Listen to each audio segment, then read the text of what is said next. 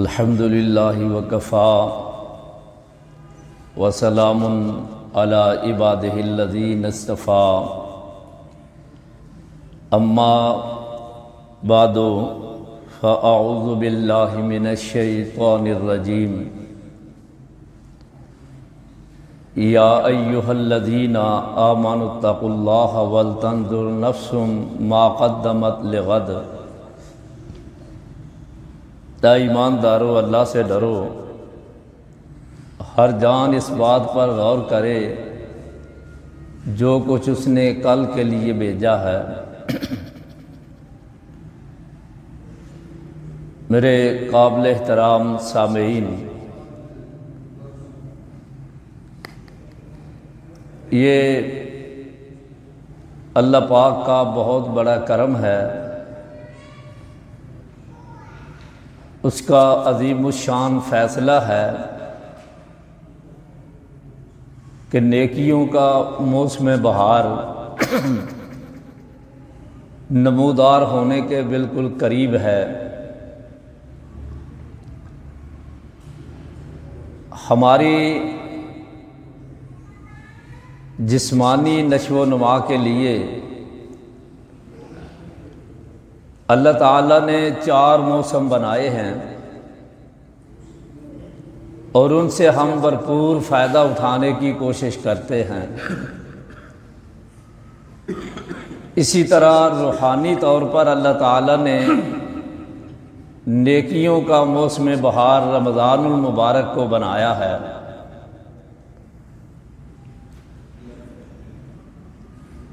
لیکن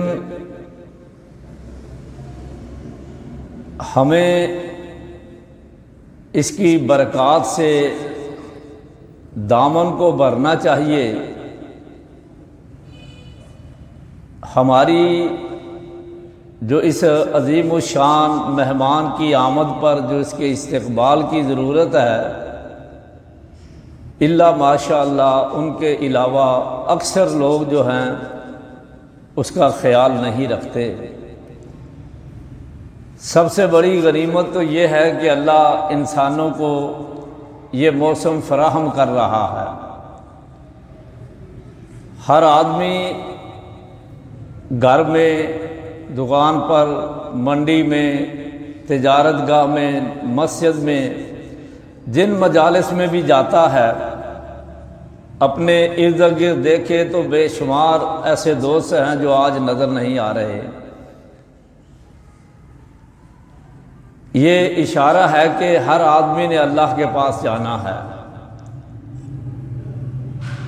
اور اس کے لیے اللہ پاک اپنے ماننے والوں کو حکم دے رہے ہیں کہ اے میرے ایماندار بندو، مجھ سے ڈرو، اور کل کے لیے کیا کیا ہے اس پر غور و فکر کرو۔ اب دیکھیے 15 صدیاں بیت چکی ہیں، پیارے نبی صلی اللہ علیہ وآلہ وسلم نے فرمایا میں اور قیامت اس طرح ہے، 2 انگلیاں ملا کر آپ نے بتایا۔ یعنی ایک تو مقصد یہ ہے میرے اور قیامت کے درمیان اب کوئی نیا نبی نہیں آئے گا، میں آخر الزمان پیغمبر بن کر آیا۔ دوسرا قریب ہونے کا اشارہ بھی ہے کہ جس طرح یہ دونوں آپس میں قریب ہیں، قیامت بھی قریب ہی ہے، کیونکہ جو چیز آنے والی ہو وہ قریب ہی ہوتی ہے۔ تو یہ ابھی پتہ نہیں کتنی دیر تک، کیونکہ آپ نے بہت اہم یجوج مجوج دجال کا آنا بڑی نشانیاں بیان فرمائی ہیں، ان کے بعد جا کر پتہ نہیں کب یہ قیامت آئے۔ مجھے اور آپ کو اس کے لیے کمر بستہ ہونے کے لیے کل کا لفظ بولا گیا کہ کل کے لیے کیا بھیجا، اور واقعتاً دنیا میں بھی اللہ نے یہ احساس دیا ہے، قیامت کے دن بھی یہ احساس دے گا۔ کسی 90-100 سالہ بزرگ سے بھی پوچھ لیں کہ فلاں کام کس وقت ہوا تھا، تو وہ بتا کر یہی کہے گا مجھے تو کل کی بات نظر آ رہی، جو عمر گزر چکی ہے وہ بھی کل ہی نظر آ رہی ہے، جو آنے والی ہے وہ بھی کل نظر آ رہی ہے۔ جب قبروں سے اٹھا کر پوچھا جائے گا کم لبثتم فی الارض عدد سنین، کتنے سال تم دنیا میں ٹھہرے ہو، جو سب سے اچھا بیان دے گا وہ کہے گا لبثنا یوما او بعد یوم فاسأل العادین، اتنے اعتماد پر کہے گا کہ اے پروردگار ایک دن یا دن کا کچھ حصہ ہم یہاں ٹھہرے ہیں، یہ نہیں ہم کہہ رہے ہیں، جو بھی شمار کرنا جانتے ہیں اللہ کریم تو ان سے پوچھ سکتا، یعنی اتنے یقین پر کہیں گے۔ تو اس کا مقصد یہ ہے کہ جو ہماری زندگی کا حصہ گزر جائے وہ بھی کل نظر آتا ہے، حالانکہ آدھی صدی گزر چکی ہوتی ہے، پونی صدی گزر چکی ہوتی ہے، آنے والے کل کو بھی قیامت کو اللہ کل قرار دے رہا ہے۔ یہ مجھے اور آپ کو ترغیب ہے کہ ہر نیکی کو کل سمجھ کر فوراً اس سے دامن بھرنے کی، سمیٹنے کی کوشش کریں اور برائیوں سے بچیں۔ اب دیکھیے یہ بہت ہی اہم مہمان آ رہا ہے، اس کے لیے معاف کرنا میں تھوڑا سا تجزیہ کرنے لگا ہوں جو نظر آ رہا ہے، جو ہم دیکھ رہے ہیں۔ دکاندار یہ سمجھتا ہے کہ جتنی مہنگائی اب ہونی چاہیے کسی 11 ماہ میں بھی نہیں ہونی چاہیے۔ اگر میں پہلے 10 روپے کما رہا ہوں، اس وقت رمضان المبارک ہے، مجھے 20 روپے کمانے چاہیے۔ میرے بھائی یہ ٹھیک ہے، تجارت میں اجازت ہے، لیکن بات یہ ہے کہ ماہ رمضان نیکیاں کمانے کے لیے آ رہا ہے اور یہ دنیا بنانے کے لیے محنت کر رہا ہے۔ اس کا مطلب ہے رمضان کی محنت، کوشش، جو اس کا عزت احترام ہے، یہ ابھی مد نظر نہیں رکھ رہا۔ اسی طرح منڈیوں والے، تجارت کا جو بھی لوگ ہیں، پھر ایک نوجوانوں کا ہمارا طبقہ، وہ شاید کو ایک ہفتہ پہلے منصوبہ بندی کر لیتے ہیں کہ لائٹیں کتنی تیز لگانی ہیں اور کرکٹ کھیلنا ہے۔ اس کا مطلب ہے کہ ماہ رمضان ان کے لیے کرکٹ کا کھلاڑی بنانے کے لیے آیا ہے، اللہ کی عبادت کے لیے تو نہیں ان کے نزدیک۔ اگر میں یہ سمجھتا، بلکہ محدثین کا آتا ہے کہ وہ اتنی قرآن کی تلاوت کرتے تھے، حدیث رات دن ان کا اوڑھنا بچھونا تھا۔ امام بخاری رحمہ اللہ کے متعلق بھی آتا ہے، جنہیں اللہ نے پیدا ہی حدیث کے لیے کیا ہے، رات دن خواب بھی حدیث کا، وہ بھی اس مہینے میں حدیث کی طرف کم توجہ کر دیتے تھے، قرآن کی تلاوت کی طرف زیادہ کر، کیونکہ وہ قرآن میں بھی آتا ہے شہر رمضان الذی انزل فیہ القرآن، رمضان کا وہ مہینہ ہے جس میں کائنات کے رب نے قرآن پاک کو نازل کیا۔ رمضان اور قرآن بڑا ان کا گہرا تعلق، اس لیے یہ قرآن کی سارا سال بھی رکھے۔ میں نے تو تجزیہ کیا ہے، آج ہر گھر میں بے چینی، بے قراری ہے، مجھے کاروبار کر بھی رہے ہیں، سکون نہیں، نہ دکان پہ نہ گھر پر۔ ہم نے سکون والا کام کیا کیا ہے کہ ہمیں سکون آئے؟ جو بھی بے سکونی والے کام ہیں وہ تو ہم کر رہے ہیں، فضولیات، فضول خرچی، تو چین کس طرح آئے؟ اب یہ دیکھیں، صرف ایک صفحہ قرآن پاک کا پڑھ لے، صرف ایک صفحہ، ہر گھر میں ہر شخص ایک صفحہ۔ یہ میرا مقصد نہیں کہ زیادہ نہ پڑھے، میں کم از کم کی بات کر رہا ہوں۔ یہ تو جاتے اٹھتے بیٹھتے بہت جلدی بھی ہو آدمی یہ کر لیتا ہے، بہت آرام سے پڑھیں، 1.5 نہیں 2-3 منٹ لگے گا، لیکن اس سے دیکھنا گھر میں دل پر جو سکون، اطمینان اترتا ہے وہ کسی اور چیز سے نہیں اترے۔ اور ایک یہ کوشش کر لیں کہ کسی نہ کسی صحیح حدیث پر میں نے روزانہ عمل کرنا۔ یہ قرآن اگر دل کو جلا بخشتا ہے نا، تو میرے نزدیک حدیث جو ہے نا، یہ نورانیت عطا کرتی ہے، چہرے پر، دل پر یہ نورانیت پیدا کرتی ہے، اتنی اہم چیز۔ اس پر عمل ہونا شروع ہوگا، برکات ہی برکات آتی جائے۔ اور یہ کہ نمازوں کو میں نے بر وقت پڑھنا، امام بخاری رحمہ اللہ کے ایک استاد تھے، وہ کہنے لگے ہر وقت خود کو جھنجھوڑتے رہتے تھے یار ہم سے عبادت تو ہو نہیں رہی، عبادت تو ہو نہیں، کیونکہ یہ لوگ رات دن حدیثوں میں مگن تھے، عبادت تو ہو نہیں۔ ایک دن پھر انہیں خواب میں آواز آئی کہ تم روزانہ کہتے رہتے ہو میری عبادت نہیں، میں عبادت نہیں کر سکا، ابھی تہجد کا ذکر نہیں کیا۔ فرمایا جو 5 وقت نماز باجماعت پڑھتا ہے اور پہلی اور بعد والی سنتوں کو ساتھ ادا کرتا ہے، یہ دنیا جہان کا میرے نزدیک سب سے بڑا عبادت گزار ہے، کیونکہ یہ کام بڑا مشکل ہے۔ اس لیے کم از کم یہ کام کیا جائے، پھر دیکھیں کاروبار میں، گھروں پر، ہر جگہ سکون ہوگا۔ تو رمضان میں تو ہونی ہی قرآن پاک کی تلاوت اور نوافل تھا۔ اب دیکھیے کتنا بڑا منعم حقیقی انعام کر رہا، جسے میں اور آپ کھلنڈرے نوجوان یہاں ضائع کر دیں گے، وہ یہ من قام رمضان ایمانا واحتسابا غفر له ما تقدم من ذنبه، تراویح پڑھ لے، قیام کرے، مسنون 8 رکعت 11 رکعت، یہ تراویح مسنون پڑھتا ہے، فرمایا جو یہ قیام کرتا ہے اس کے پہلے کائنات کا رب سارے گناہ معاف کر دے۔ چھوٹا سا عمل کتنا بڑا۔ ابھی اس میں جو قرآن سنے گا اس کی نیکیاں الگ ہیں، حافظ صاحب پڑھیں گے، یہ سنے گا، وہ نیکی ایک ایک حرف کی الگ ہے، یہ صرف قیام کا آتا ہے۔ اس لیے کتنی بڑی محرومی ہے۔ ایک پھر ہمارا طبقہ ہے، مجھے بڑا ہی معاف کر دینا، میں اس قابل تو نہیں کہ آپ مجھے معاف کریں، لیکن بات کرنے کے بغیر رہ نہیں سکتے۔ بعض ان دنوں میں پہلے بھی مانگتے ہیں، لیکن ان دنوں میں ہر مسجد میں، سڑک پہ، ہر جگہ نظر آئیں گے۔ اس کا مطلب یہ ہے کہ انہوں نے ماہ رمضان کو اللہ کے قرب کا ذریعہ نہیں بنایا، دولت کا ذریعہ بنایا، دولت سمیٹنے کا۔ ضرورت ہو پھر تو مجبوری ہے، میں اس کی بات کر رہا ہوں، اتنی ضرورت بھی نہیں ہوتی۔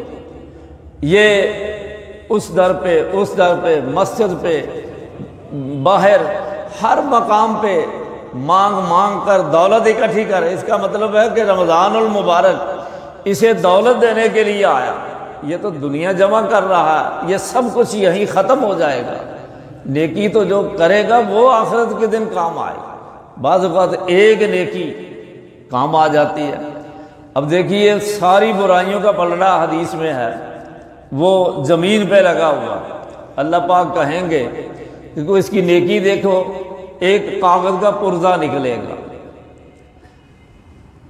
نبی کریم صلی اللہ علیہ وسلم نے فرمایا کہ وہ رکھا جائے گا، آدمی خود کہے گا کہ میری اتنی برائیاں جہاں میں دیکھتا ہوں۔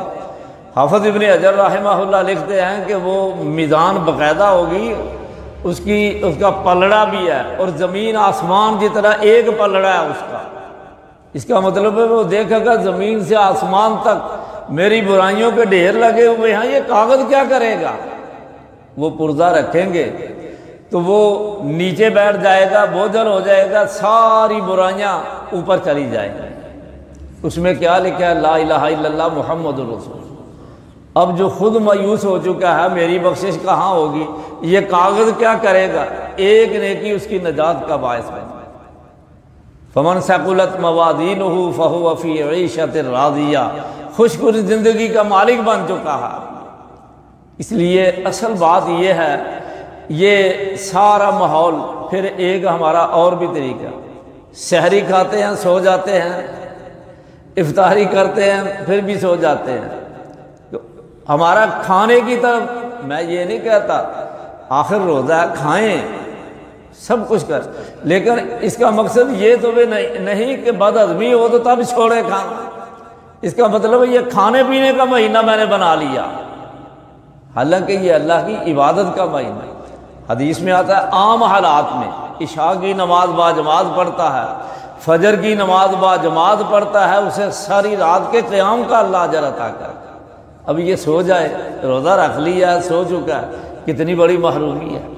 تو میں یہ ہمارے شعبے ہیں، یہ مختلف ہمارا ماحول ہے جہاں اس طرح محسوس ہوتا ہے کہ ہم رمضان کو نیکی کا موسم نہیں سمجھ رہے، ہم مزید دنیا کمانے کا موسم سمجھ رہے ہیں۔ تو یہ شیطانی چال ہے۔ اس لیے آئیے اس کا استقبال اس طرح کریں، پتہ نہیں زندگی ملے۔ وہ کوئی شاعر تھا، کہتے ہیں وہ حجر اسود کو گرد طواف کرتا کرتا چومنے لگا، اس کا بوسہ دینے لگا۔ بڑا پیارا جملہ اس نے بولا، لپٹ کر چوم لے گل کو اے بلبل، چمن میں پھر بہار آئے نہ آئے، پھر پتہ نہیں موقع ملے گا نہ ملے۔ اس لیے یہ اللہ نے زندگی میں موسم بہار نیکیوں کا دیا ہے۔ وہ کہہ رہا ہے سابقوا الی مغفرۃ من ربکم وجنۃ عرضها السماوات والارض اعدت للمتقین، لوگوں جلدی کرو اللہ کی مغفرت کی طرف اور جنت کی طرف۔ آگے فرمایا متقی لوگوں کے لیے یہ تیار کی گئی ہے۔ اور روزے کا مقصد بھی یہ ہے، یا ایھا الذین آمنوا کتب علیکم الصیام کما کتب علی الذین من قبلکم لعلکم تتقون۔ یہ روزہ تقوی پیدا کرتا ہے، اس لیے تو متقی لوگوں کے لیے جنت ہے۔ اس کا مطلب ہے کہ جنت ہے ہی، روزہ ہے ہی جنت میں داخلے۔ بخاری کی روایت ہے، جتنے روزے دار ہوں گے اللہ اعلان کریں گے اٹھو، یہ جنت کے 8 دروازے ہیں، اس میں ایک دروازے کا نام ریان ہے، اس سے سب جنت میں داخل ہو جاؤ۔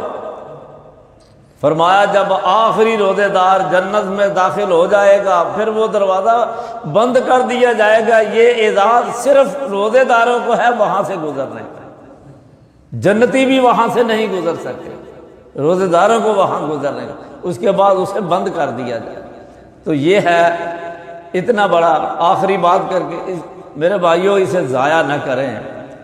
یہ نوجوان بڑا شوق ہوتا ہے، پیسے خرچ کر کے مسحریاں بناتے ہیں، لاکھ روپے لگا دیتے ہیں۔ اب دیکھیے ایک جنت میں مسحری تیار ہونے لگی ہے۔ مسند امام احمد میں حدیث آتی ہے، اور بھی بڑی خوبیاں روزے کی میں ایک ہی بتانے لگا ہوں۔ روزے دار جب صبح سے روزہ رکھ لیتا غروب آفتاب تک رکھے روزہ، سمجھ گئے ہوں گے، مثلا زبان کا بھی روزہ، آنکھ کا بھی روزہ، شہوت کا بھی روزہ، خواہشات کا بھی روزہ، زیادتی ظلم کرنے کا بھی روزہ، ہر چیز بس سمجھے میں نے روزہ رکھا ہے، برائی نہیں کرنا اور اللہ کی رضا کے لیے کر رہا۔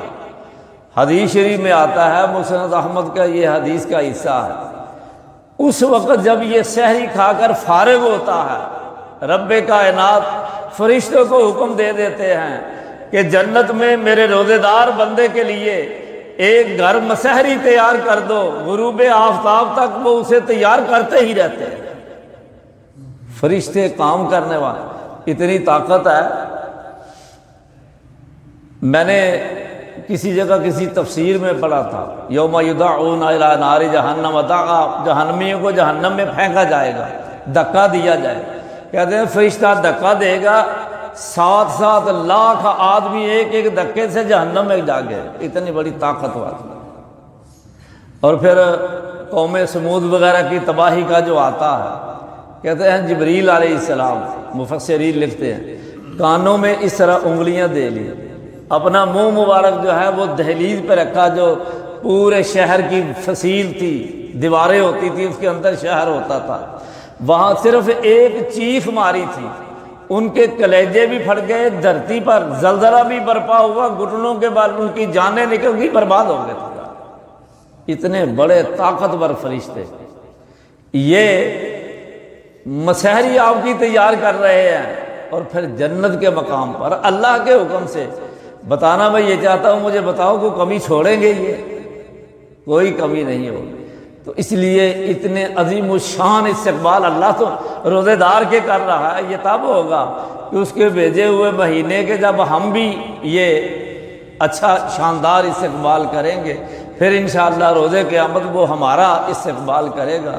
اس لیے آئیے 11 ماہ بہت کچھ کرتے رہتے ہیں، اس کا مطلب یہ بھی نہیں عموماً ہم یہ کرتے ہیں چلو جی عید آ گئی، رمضان گیا، پہلے کام پھر شروع کر دیے، یہ بھی رمضان سے مذاق ہے۔ یہ تاثر دے رہا ہے کہ رمضان میرے لیے قید تھا، اب یہ قید سے میں آزاد ہوا ہوں، اب جو چاہے پھر میں برائی کرتا ہوں۔ نہیں، رمضان نے جو 1 ماہ میں تربیت کی ہے نا، اس کے مطابق زندگی گزارنی ہے تاکہ 11 ماہ بھی پاکیزہ ہو جائیں۔